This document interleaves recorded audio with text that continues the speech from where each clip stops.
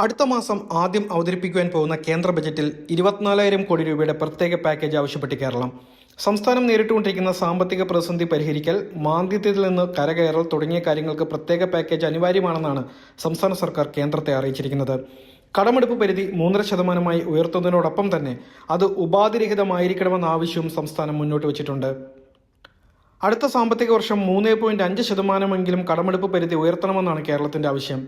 കടമെടുപ്പ് പരിധി വെട്ടിച്ചുരുക്കിയതുമായി ബന്ധപ്പെട്ട് കോടതി വരെ നീണ്ട തർക്കങ്ങൾക്കൊടുവിലാണ് ബജറ്റ് വരുന്നത്. വിഴിഞ്ഞം തുറമുഖ പദ്ധതിക്കും വയനാട് ഉരുൾപൊട്ടൽ പുനരധിവാസത്തിനും ഇത്തവണ ബജറ്റിൽ പ്രത്യേക പരിഗണന ഉണ്ടാകുമെന്നും കേരളം പ്രതീക്ഷിക്കുന്നു. എയിംസ് അടക്കമുള്ള മറ്റ് സ്ഥിരം പ്രതീക്ഷകളിൽ ഇത്തവണയെങ്കിലും കേന്ദ്രത്തിന്റെ ഭാഗത്തു നിന്നും അനുകൂല സമീപനം ഉണ്ടാകുമോ എന്നാണ് സംസ്ഥാനം ഉറ്റുനോക്കുന്നത്.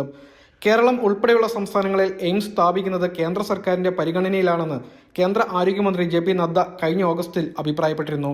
എയിംസ് കൂടുതൽ സംസ്ഥാനങ്ങളിലേക്ക് വ്യാപിപ്പിക്കുന്നത് പരിഗണനയിലാണെന്നും കേരളം അതിൽ ഒരു സംസ്ഥാനമാണെന്നുമായിരുന്നു നദ്ദ രാജ്യസഭയിൽ അറിയിച്ചത്. സിൽവർ ലൈനുമായി ബന്ധപ്പെട്ട എന്തെങ്കിലും അനുകൂലമായ നിലപാട് ബജറ്റിൽ ഭരണപക്ഷം പ്രതീക്ഷിക്കുന്നുണ്ട്.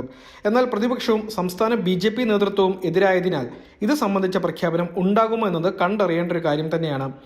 അങ്കമാലി, ശബരി, തലശ്ശേരി, മൈസൂർ റെയിൽപാതകൾ തുടങ്ങിയവയിലെല്ലാം പരിഗണനകൾ ഉണ്ടാകണമെന്നും സംസ്ഥാനം ആവശ്യപ്പെട്ടിട്ടുണ്ട്.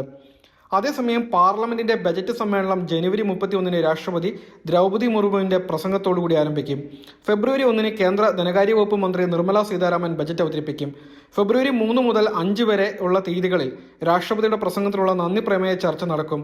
31 ആരംഭിക്കുന്ന സമ്മേളനത്തിന്റെ ആദ്യ ഭാഗം ഫെബ്രുവരി 13 അവസാനിക്കും.